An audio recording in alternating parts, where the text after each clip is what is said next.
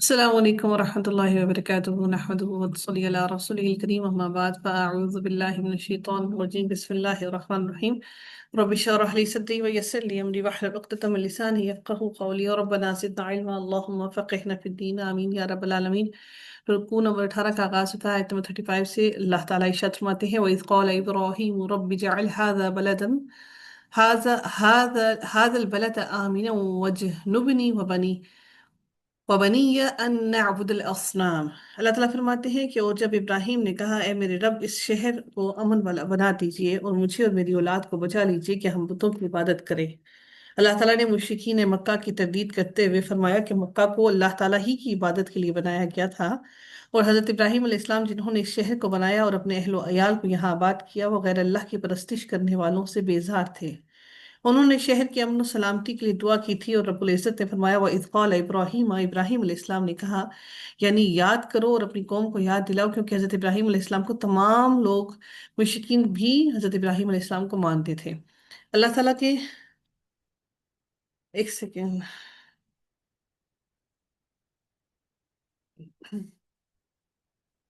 अस्सलाम वालेकुम।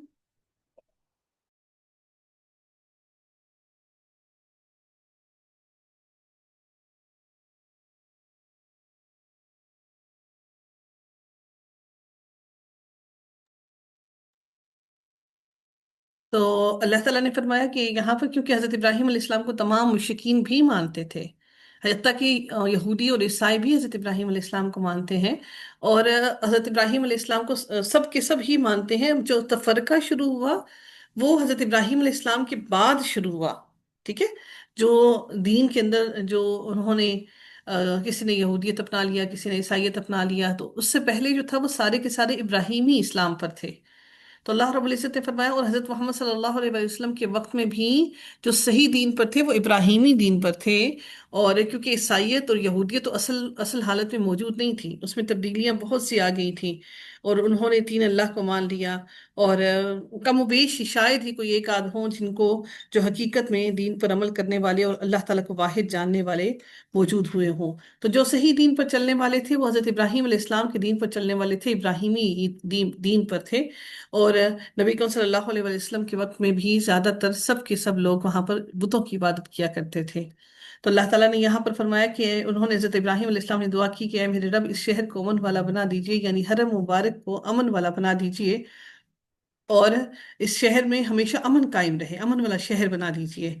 तो अल्लाह रब्बुल इज़्ज़त मजीद फरमाते हैं रब्बी इन्नहुन्ना अضللن कसीरम मिनन नास फमन फमन तबिअनी फइन्नहु मिन्नी वमन असानी फइन्नका गफूरुर रहीम। अल्लाह ताला फरमाते हैं कि ए मेरे रब बिलाशुबा इन बुतों ने बहुत से लोगों को गुमराह कर दिया, फिर जिसने मेरी पैरवी की यकीनन वो मेरा और जिसने मेरी नाफरमानी की बिलाशुबा आप तो बेहद बख्शने वाले निहायत रहम फरमाने वाले हैं।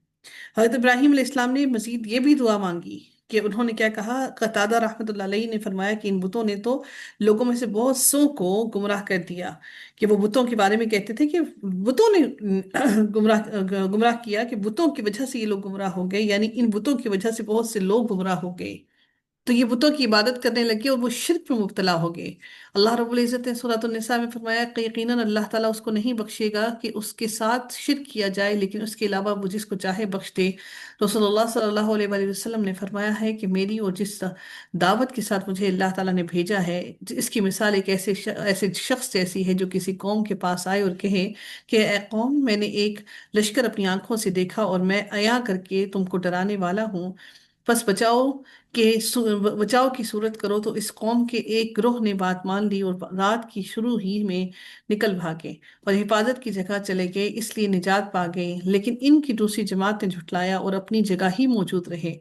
फिर सुबह सवेरे ही दुश्मन के लश्कर ने उन्हें आ लिया और उन्हें मारा और उनको बर्बाद कर दिया। तो ये मिसाल है उसकी जो मेरी इताअत करे और जो दावत में लाया हूँ उसकी पैरवी करे, और उसकी मिसाल है जो मेरी नाफरमानी करें और जो हक पे लेकर आया हूँ उसे झुठलाएं।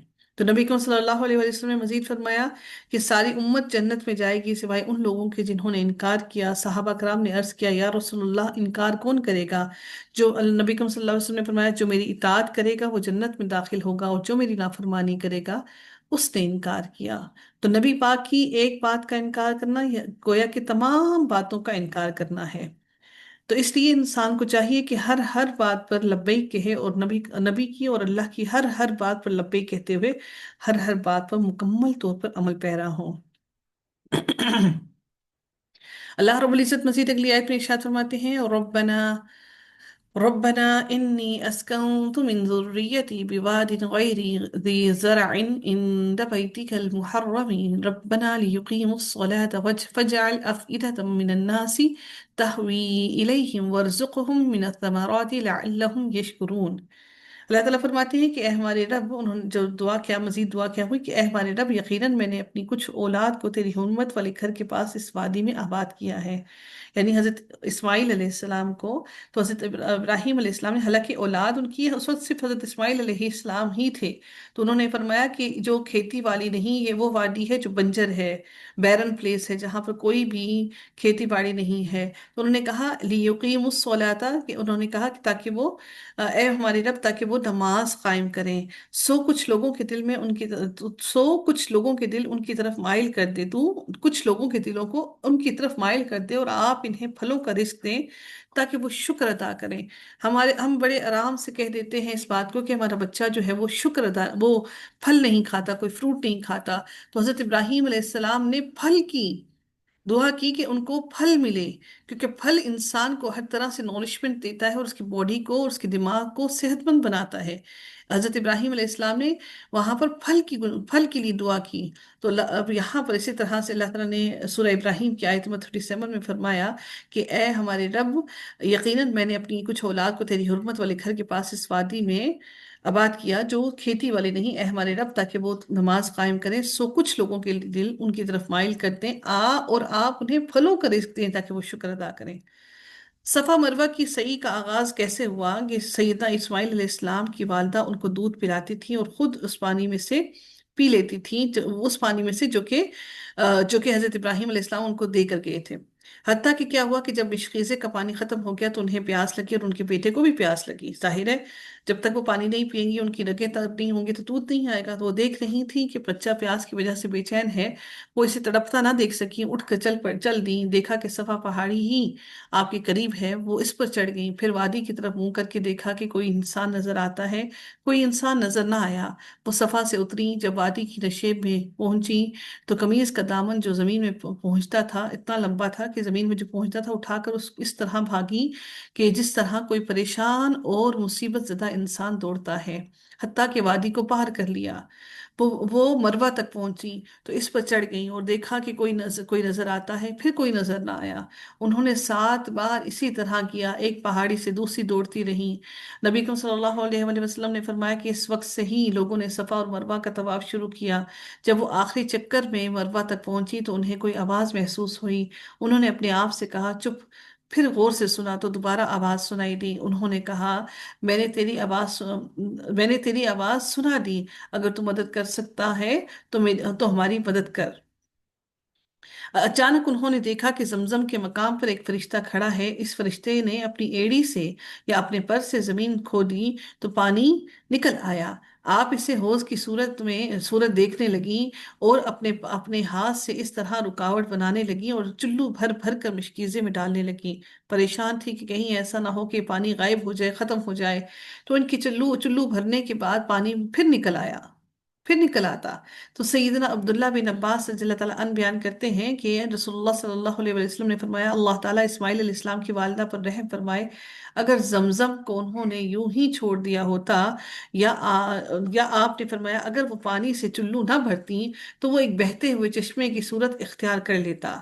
راوی بیان کرتے ہیں کہ پھر ہاجرہ نے پانی پیا اور بچے کو دودھ پلایا۔ فرشتے نے ان سے کہا آپ ہلاکت کا اندیشہ نہ کریں، یہاں اللہ تعالیٰ کا ایک گھر ہے جس کی تعمیر یہ بچہ اور اس کا والد دونوں مل کر کریں گے۔ اللہ تعالیٰ اپنے لوگوں کو ضائع ہونے نہیں دیتا۔ یہ بخاری شریف کی حدیث نمبر 3364 میں یہ ساری بات درج ہے۔ اس وقت بیت اللہ کی زمین ایک بلند ٹیلے کی صورت میں تھی۔ سیلاب کا پانی آتا تو دائیں بائیں سے گزر جاتا۔ آب زمزم اور بنو جرہم کچھ عرصہ کے بعد وہاں سے کیا تھا، بنو جراحم کون سا قبیلہ تھا، ابھی زمزم کے ساتھ اس کا کیا معاملہ ہوا؟ کچھ عرصے کے بعد وہاں سے بنو جراحم کا ایک قافلہ یا ایک خاندان گزرا، وہ قدا کی طرف سے آئے اور مکہ کے نشیبی حصے میں ٹھہرے۔ انہیں ایک پرندہ منڈلاتا ہوا نظر آیا، تو بولے یہ پرندہ پانی پر منڈلایا کرتا ہے، ہم تو جب بھی اس وادی سے گزرتے ہیں یہاں پانی کبھی نہیں دیکھا۔ انہوں نے دو آدمی حقیقت معلوم کرنے کے لیے وہاں بھیجے۔ کون سا قبیلہ تھا؟ بنو جرہم کا۔ تو انہیں پانی نظر آیا، انہوں نے جا کر پانی کی موجودگی کی اطلاع دی، تو وہ سب کے سب لوگ وہاں آ گئے۔ چشمہ جو زمزم کا تھا، اس کے پاس سیدنا اسماعیل علیہ السلام کی والدہ موجود تھی۔ ان لوگوں نے کہا کیا آپ ہمیں اجازت دیتی ہیں کہ ہم یہاں خیمہ ڈال سکیں؟ تو انہوں نے فرمایا جی ہاں اجازت ہے، لیکن اس چشمے کی ملکیت پر تمہارا کوئی حق نہیں ہوگا۔ انہوں نے کہا ٹھیک ہے۔ آپ صلی اللہ علیہ وآلہ وسلم نے فرمایا کہ اسماعیل یعنی کہ حضرت حاجرہ علیہ السلام خود بھی یہ چاہتی تھیں کہ انسان وہاں آباد ہو۔ پھر کیا ہوا کہ وہ وہاں اتر پڑے اور انہوں نے اپنے اپنے گھر والوں کو بھی وہاں بلا لیا اس جگہ پر، حتیٰ کہ وہاں کئی گھر بس گئے اور حضرت اسماعیل علیہ السلام جوان ہو گئے، اور انہی لوگوں سے حضرت اسماعیل علیہ السلام نے عربی سیکھی۔ تو ان کی نگاہ میں وہ بڑے اچھے جوان نکلے، وہ ان سے محبت کرتے تھے، اور اپنے خاندان کی ایک عورت ان کو بیاہ دی اور ان کی والدہ وفات پا گئی، یعنی کہ حضرت حاجہ علیہ السلام ان کی شادی کے بعد وفات پائی انہوں نے۔ پھر کچھ مدت کے بعد کیا ہوا کہ جتنی اللہ تعالیٰ کو منظور تھی، حضرت ابراہیم علیہ السلام آئے تو حضرت اسماعیل علیہ السلام زمزم کے پاس ایک درخت کے تلے بیٹھے اپنے تیر درست کر رہے تھے۔ والد کو دیکھ کر اٹھ کھڑے ہوئے اور باپ بیٹا بڑے بڑے اتفاق سے بڑی محبت سے ملے۔ اس کے بعد حضرت ابراہیم علیہ السلام نے کہا اسماعیل، اللہ تعالیٰ نے مجھے ایک کام کا حکم دیا، کیا اس کام میں تو میری مدد کرے گا؟ انہوں نے کہا ضرور کروں گا۔ ابراہیم علیہ السلام کہنے لگے اللہ تعالیٰ نے مجھے حکم دیا ہے کہ اس مقام پر ایک گھر بناؤں، اور ایک اونچے ٹیلے کی طرف اشارہ کیا، تو چنانچہ باپ بیٹے دونوں نے اس گھر کی بنیاد اٹھائی۔ اسماعیل علیہ السلام پتھر لاتے جاتے اور سیدنا ابراہیم علیہ السلام تعمیر کرتے جاتے۔ جب دیواریں اونچی ہو گئیں تو اسماعیل علیہ السلام یہ پتھر مقام ابراہیم یعنی کہ جو مقام ابراہیم کا پتھر تھا وہ لے آئے اور اسے وہاں رکھ دیا۔ اب ابراہیم علیہ السلام اس پر کھڑے ہو کر چنائی کرتے اور اسماعیل علیہ السلام پتھر دیتے جاتے تھے، اور دونوں یہ دعا پڑھتے رہے بار بار، ربنا تقبل منا انک انت السمیع العلیم، کہ اور پھر کیا ہوا، یہ دعا بار بار مسلسل پڑھتے رہتے کہ اللہ تو ہم سے اس کو قبول فرما لے۔ ربنا لیقیم الصلاۃ، اور پھر یہ بھی دعا کی کہ یہاں پر یا اے ہمارے رب یہاں پر لوگ نماز قائم کر سکیں اور موحد لوگ ہوں، نماز قائم کرنے والے ہوں۔ فَجَعَلْ أَفْئِدَةً مِّنَ النَّاسِ، سو کچھ لوگوں کے دل ان کی طرف مائل کرتے ہیں، یعنی لوگوں کے دل ان کی طرف ان کی محبت کے لیے مائل کرتے، اور اس علاقے میں اس گھر سے محبت کریں لوگ۔ ہم دیکھتے ہیں کہ حضرت ابراہیم علیہ السلام کے اس دعا کا نتیجہ کہ دنیا کے ہر ہر کونے میں رہنے والے انسان کے دل کے اندر، ہر مسلمان کے دل کے اندر خانہ کعبہ کے لیے وہ محبت ہے۔ وہ محبت کس کی وجہ سے ہے؟ حضرت ابراہیم علیہ السلام کی اس دعا کی قبولیت کی بنا پر، جو حضرت ابراہیم علیہ السلام نے بیت اللہ کی بنیادیں اٹھاتے ہوئے بیت اللہ کو تعمیر کرتے ہوئے اللہ تعالیٰ سے دعا کی، اور وہ دعا کرنے سے قبل انہوں نے اللہ تعالیٰ سے اب اللہ رب العزت سے اپنی اس نیکی کو قبول کرنے کے لیے بار بار دعا کی۔ صرف نیکی کر لینا ہی کافی نہیں، بلکہ اس نیکی کو اللہ تعالیٰ کی بارگاہ میں قبول ہونا بھی لازم ہے۔ تو ہم سب کو چاہیے کہ جب بھی کوئی نیکی کریں اللہ رب العزت سے بار بار بار بار دعا کریں کہ اے اللہ تو اس کو قبول فرما۔ تو وہ جو مقام ابراہیم کا پتھر تھا، تو وہ کچھ روایات میں آتا ہے کہ وہ بڑا ہو جاتا اور وہ چھوٹا ہو جاتا، اور کچھ کہتے ہیں کہ وہ لفٹ کی طرح سے کام کرتا اور کبھی اوپر جاتا یا نیچے آتا۔ بہرحال وہ جب جو بھی کر رہا تھا، لیکن حضرت ابراہیم علیہ السلام کو ان کے مقام تک لے کر آ رہا تھا، جا رہا تھا، جس پر وہ اس کی دیواروں کو بلند کر سکیں۔ تو اللہ رب العزت مزید ارشاد فرماتے ہیں کہ ربنا انك تعلم ما نخفي وما نعلن وما يخفى على الله من شيء في الارض ولا في السماء۔ اللہ تعالیٰ فرماتے ہیں اے ہمارے رب، یقیناً آپ جانتے ہیں جو ہم چھپاتے ہیں اور جو ہم ظاہر کرتے ہیں۔ حضرت ابراہیم علیہ السلام کی دعا ہی چل رہی ہے، تو اللہ تعالیٰ سے کوئی چیز نہ زمین میں پوشیدہ ہے اور نہ ہی آسمانوں میں کوئی چیز اللہ تعالیٰ سے پوشیدہ ہے۔ اللہ تعالیٰ کے ہاتھ میں ہی تمام غیب کی کنجیاں ہیں، وہ تمام چیزوں کو جانتا ہے، چاہے وہ خشکی میں ہے، چاہے وہ سمندر میں ہے، چاہے وہ کہیں زمین کی تاریکیوں میں کوئی دانہ ہی کیوں نہ ہو۔ اللہ رب العزت ہر ہر چیز کا مقام بخوبی جانتا ہے۔ پھر میرے رب نے مزید فرمایا، الحمد للہ الذی وہب لی علی الکبر اسماعیل و اسحاق۔ اللہ تعالیٰ فرماتے ہیں سب تعریف اللہ تعالیٰ ہی کی ہے، جس نے بڑھاپے کے باوجود مجھے اسماعیل اور اسحاق دیے۔ یہ حضرت ابراہیم علیہ السلام اللہ سے اتنی دعائیں مانگتے تھے۔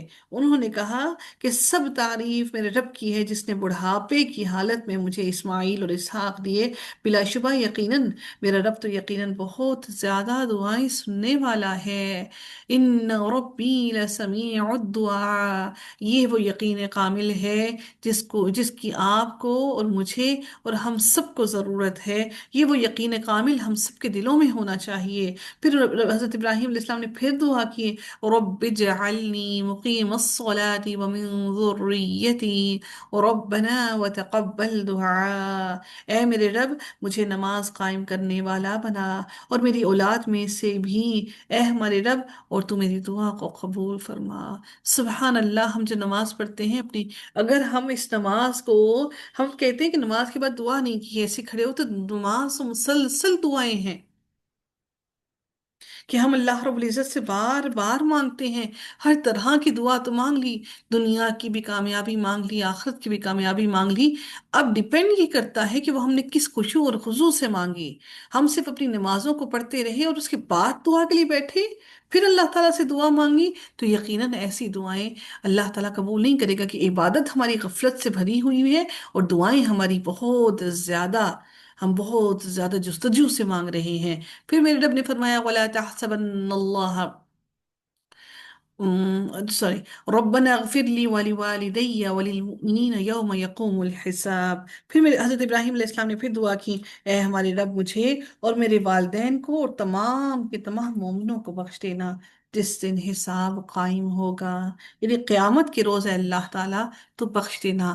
اللہ سے بخشش مانگی حضرت ابراہیم علیہ السلام نے، اے ہمارے رب، یعنی ہمارے رب، اے ہمارے رب ہم بخش دینا میرے والدین کو اور تمام مومنین کو۔